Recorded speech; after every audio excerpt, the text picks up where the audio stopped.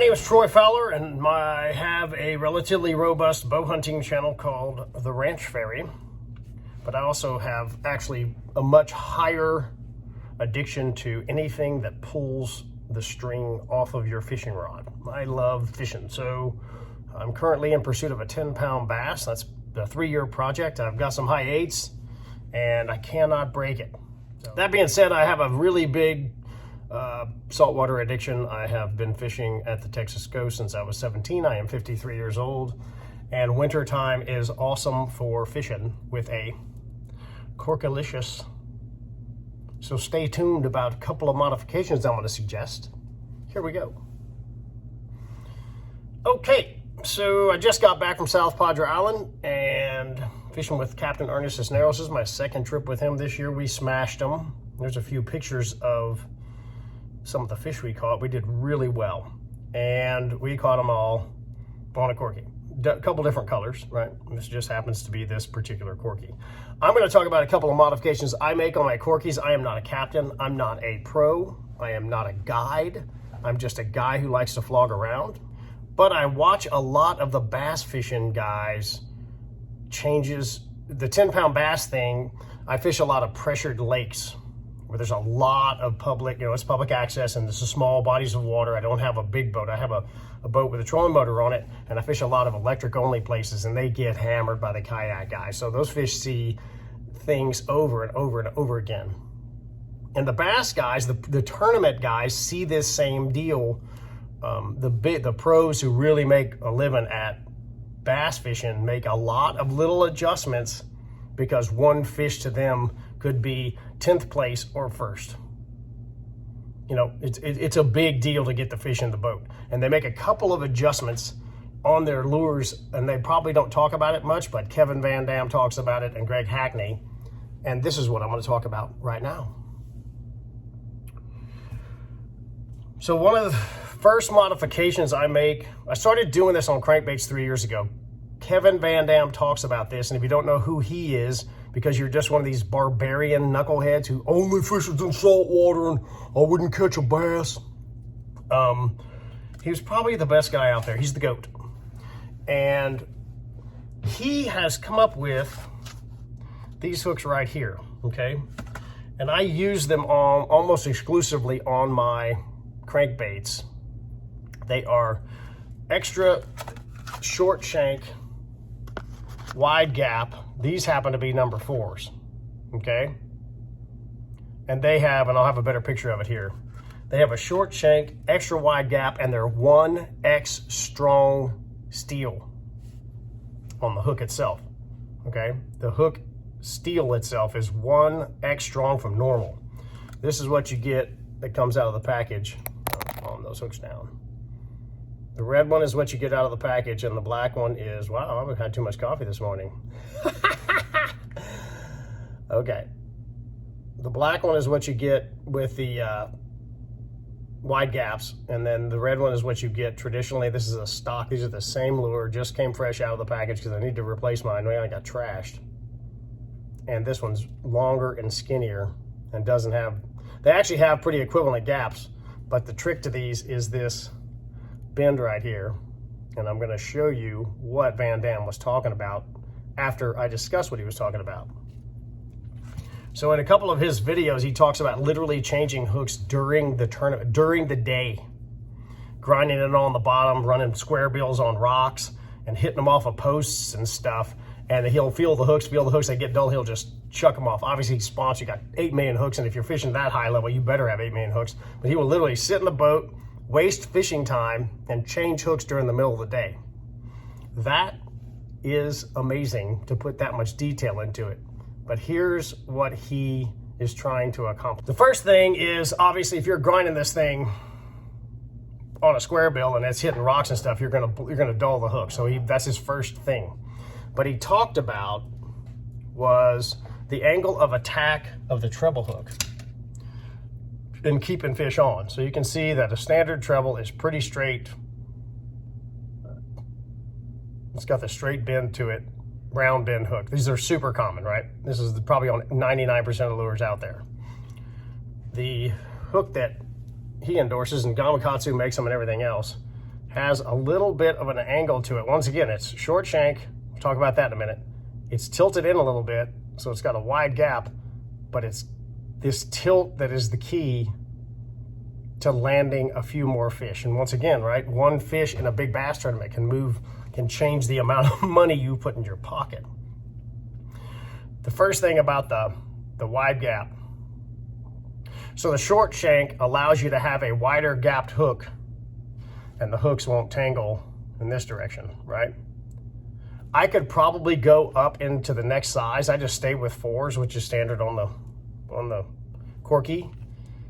But there's a certain point, and I've seen this on crankbaits, where the hooks get so big, they're huge, they're like gaffs. Not gonna miss much. That kills the action. And this is a twitch bait that's meant to glide some and zip around. If you put great big hooks on here, you get a lot of drag, okay? And that could kill the action of it jumping around, and that's its purpose, it really is a jerk bait. The bass guys talk about jerk baits. If you want to learn how to do the retrieve, just go to jerk bait videos on YouTube with Van Dam or some of the big guys, and they'll talk about the retrieve they use and how they pop the rod, and you'll get a better understanding of the retrieve for a Corky. So now I'm going to demonstrate why he and Hackney talks about this on his jigs. Hook flex is a problem that they were trying to overcome, and they believe they've beaten it by having a little stronger steel and having that tilt on the hook. So hang on, I'm going to change the camera angle. Okay, what they talked about was hook flex at the hook set, and then they talked about hook flex while you're fighting the fish, and especially when they're close. Remember, they're elevated up in a boat, and very similar when you're wade fishing, especially with the popularity of braid, which has no stretch. So when you get real close, a fish real close to you, like you see here in this video of me fighting this fish, the fish has a lot of leverage. Your braid doesn't have a lot of stretch except for whatever leader you got on there. And your rod is the only thing between you and the fish. And the hook angles change as the fish gets closer. Way out there, you're pulling the bait this direction, right? And then the fish gets close to you and it goes to this direction and then starts wobbling all around and changing the angles. The pressure you can put on the fish is much greater at close range. Very few people, you usually miss them early or you fight them up, and I see most of the lost fish very close to the fisherman, at least in my experience. Here is one of the challenges with some of these thinner hooks that was talked about by the bass guys. See that flex right there? See how it bends out and wants to flex, right? I bent it out a little bit. That wasn't a whole lot of pressure. Let me get one this straight. This right here, as the fish gets closer and the angle's change and he's wobbling all around, depending on what the hook's in, that right there is what they talked about, was the fact that this hook starts off at a 90-degree angle, and its only way to go is to tilt away and open up the hook and change the angles. The hook is physically bending at a different angle. Gamakatsu makes these, VMC makes these. This just happens to be the Van Dam hook I like. So by having that hook tilted in, and it's 1X strong steel, it's really, hang on real quick, it doesn't want to flex as much, and when it does, it goes to 90 degrees. You need to experience this yourself. I'm pulling on it pretty hard, but it doesn't open up as much because the bend is back towards the shank of the hook, and the hook itself doesn't want to open up. I'm trying to get it horizontal here. I'm really pulling on it. It doesn't want to open up as much, and the 1X strong steel doesn't want to open up. In other words, it doesn't want to bend open. Just from me pulling on this Corky hook, you can see that they're slightly opened up, me messing around right here. Okay, big gnarly redfish are real bad about this. So if you change your hooks out, you can see I pulled on this one really hard, and then I pulled on this one, and you can see they're all tilted out. if you don't correct this, it's going to start at this point and bend more. And what will happen is it just starts flexing out. And even if you grab it with pliers and torque it back in, the steel weakens and it just is worse. So on a day of fishing, you might lose a fish, the one of the day that you want. Got my glasses on because I'm going blind. So I've been fishing a long time, and I've rarely, like I said, I just thinking about when I've lost fish, it's generally not halfway back to me. And it's usually like at the strike, they just never get it. You stick them and they just don't get stuck. When they're wrestling around, 20 yards away, I haven't lost a lot of fish mid-battle. I've lost a lot of fish right here in front of me. And it's the biggest ones that pull the hardest, that shake the hardest. 2-pound trout, pull them out of the water.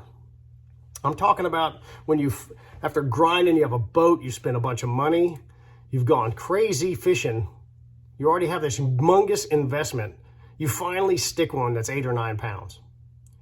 And one little thing like this, or you caught 3 redfish on it, the hooks are a little wonky, you keep firing it out there because you're excited, and you have one hook that's barely tilted out like that, and it starts there, and then you hook the fish of a lifetime, and he's on the back hooks. You get him up, you're kind of excited, you're wrestling him around. The angle of the line is straight down to the fish. The lure is changing angles constantly as the fish shakes right in front of you, and the hook pulls because of the leverage of a big one. So that's just something to consider. I don't care if you do this, and I know it's expensive. These things are not cheap, but it's just a mod that's probably worth considering, okay? Like I said, I'm not a pro, I'm not a guide, I'm nobody. But I've seen it on crankbaits on big bass. I'm fishing for 10-pounders and throwing some crazy sized lures and stuff, and I've had a better landing percentage when the fish is wrestling around the boat and I'm doing loops around the boat trying to get them in, trying to play them so they don't jump off. I've had a better luck by upgrading to these hooks, and they don't seem to flex out. So what the pro guys who really fish with for millions of dollars in sponsorships and all that stuff talk about has come true for me. The second modification for the Corky is tuning them. And there's a lot of debate on this. I've seen some of the guides and stuff say, well, you might be a tuner. And I think there's a, mixed opinion of tuning, but I'm going to tell you why we tune them. So this is just a jerkbait. The goal of a jerkbait is not to go forward. The goal of a jerkbait is to slightly go forward and mostly go side to side and stop. That's why the Corkys are so effective on big trout. Everybody says it's a bigger lure and stuff. That's a tiny lure.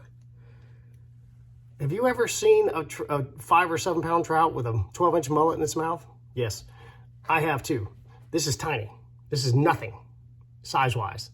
What the advantage of the Corky is it suspends. In shallow water, we can actually fish over the grass or the shell or whatever and stop a bait right in front of them, and it drives them nuts. They're just predators. Nothing stops in front of a big trout. They think they've got the drop. When a dumb bait fish swims into a sand pocket and then just goes doop, whoop, and stops. Doesn't swim off. They smash it because they're predators. It's a total reaction bite. One of the reasons the tuning thing seems to be so popular, I think, is just basic hydrodynamics, okay? A lot of people say to turn the nose down in normal depth of water. Really shallow, you got to make modifications. You might fish it straight if you're fishing in under a foot of water. Got that. I've tested this in a pool, and it seems to pull the bait nose down, which is how fish swim, and drive it forward, and then it settles like this. So I've watched it in the pool. I pulled them straight, and they tend to go like this. Maybe straight's the way that day, okay? This is just where I start, and a lot of people seem to think this is a thing. So I bend the nose down. I want it to sort of kind of making a diving lip on it, but it's not a really severe driving lip. And in the pool, it looks more like a fish. Nothing swims like this, okay? There ain't a fish on earth that goes backwards. They all kind of go like this, and they're kind of head down looking around, right? Or level. The bending of the tail Nobody explains why they bend the tail. They just say, well, bend the tail. That's the way it works for me. And I don't know that they know. Now, I'm going to explain to you what happens if you bend the tail when you throw it in a pool. You are creating a rudder. It needs to be straight. Okay, if a big redfish gets on here or a trout's shaking around, always check for straight. Okay, that's a rudder. That stops the bait. Once again, another advantage of this Corky lure, and I really like the Fat Boy, is that is a little rudder to keep it. You don't want it jumping forward 18 inches. There's gonna be days when it doesn't matter and they're going full feed. Stop the stupid comments, please. I'm talking about just normal everyday fishing. You want this bait in the target area as long as possible. You don't want to rip it through. Like I said, there's going to be days when you can just yank it all day and throw a baby shoe out there and they'll eat it. Okay, I got it. Stop. But the purpose of this lure and why it's so effective is because it has the ability to suspend and sit there and drive those fish nuts. So you want it to go like this, but not like this as much. You really want it to go like this and then doop, and pull. And this rudder actually gives it some stop and makes the bait slow down, pop into a sand pocket and stop. And the trout just goes, that's the dumbest fish on earth, doop, and eats it. You don't want it to rip through the sand pocket and just kind of fast and go through, or over shell or over an edge or over a weed edge, right? Whatever you're fishing, drop off, maybe a sandbar, and you're just working along the sandbar and they're in a certain spot. You want it to sit there in front of them. You want it to drive them nuts. And it goes boop, boop, boop like this and stops, and you boop, boop, boop, and you may want it to go this far and you jerk it 3 times, but you only want it to go 2 feet forward.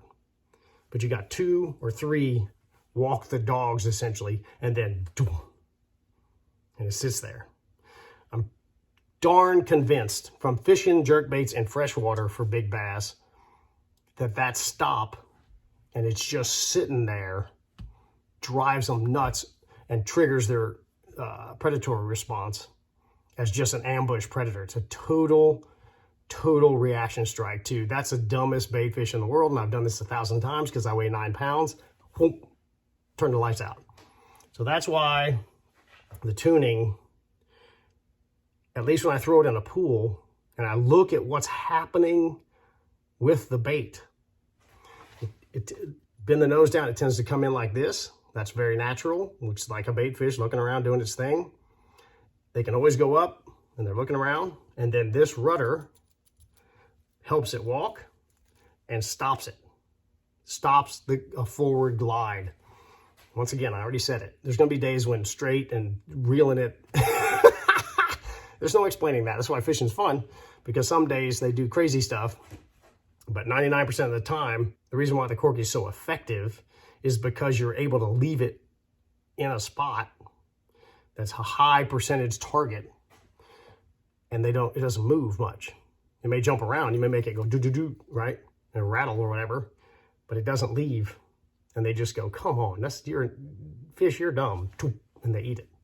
So those are the 2 modifications I want you to consider for the Corky. If you don't think that these are good ideas, then just don't comment or don't subscribe or whatever. It's fine. It's just a suggestion. And the hook thing, okay?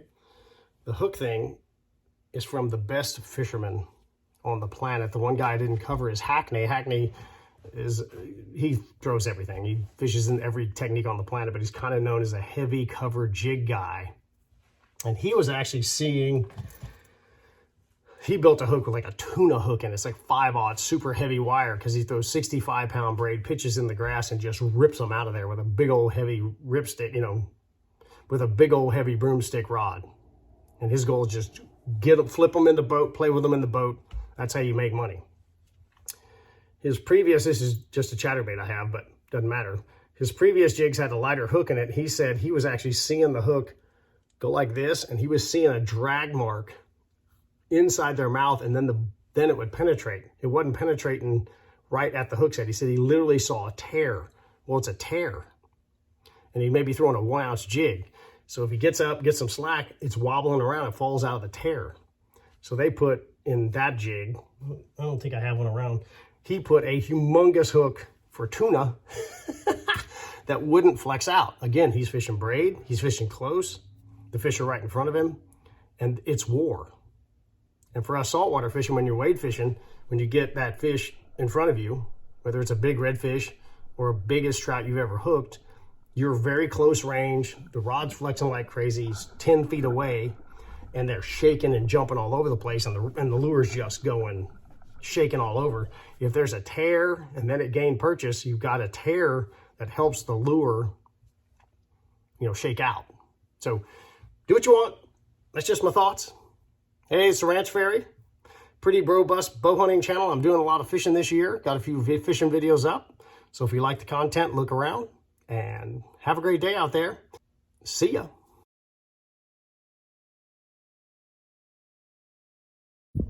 All right. I'm here with Captain Ernest Cisneros, and he has a great conservation strategy called the Empty Stringer. It's called the Empty Stringers Catch and Release Program. So tell us a little bit about that. So that program, I started it about maybe 4.5 years ago. We're going on 5 this coming April. And what it is, if you agree before the trip to release everything, which that's what the program is about, catch and release. Some of our sponsors have come together and have given us some swag items to give to the people that agree to join on the catch and release program. And so over the 4.5 years, we have released we're probably close to 9,000 keeper fish that would have gone to the fillet table if it wasn't for the program. So again, you want to go on a fishing trip, I ask you, would you like to release, would you like to participate in Empty Stringers? What's that? Well, if you agree before the trip to release everything you catch, we count the number of keepers on each trip, and we total them at the end of the year. And we're close to 9,000 over 4.5 years. So we had 34 yesterday. 34, and we got some pigs. We had some big trout yesterday. We did. We got 24 fish today. So we're throwing everything back. So it's a great conservation effort. If they're dead, they don't keep swimming. They're not going to stay out there. So really consider, you guys, I'm just going to be more direct than Ernest here. The same guys that I know who go bass fishing and never kill them come down here to saltwater and decide they're stacking them up. And I have no idea why that is. This is a great program. We're out here lure fishing. We're guided, paying our fees. We have all the travel costs and expenses, but we're not bringing anything home because we think the fish are more important to catch than killing them for some glory shot on the nails. Photographs are great. They're memories you can keep.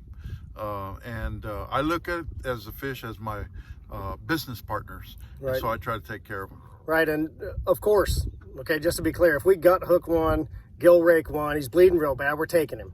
But we haven't had that happen yet. Yeah. And sometimes I get groups that maybe fish with me 2 days, and maybe one day they keep fish and then the next day they release. Right. But because of that program, they're, willing to participate and to help the conservation of our fisheries here in the lower Laguna Madre.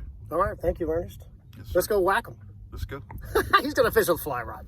We'll see what happens with that.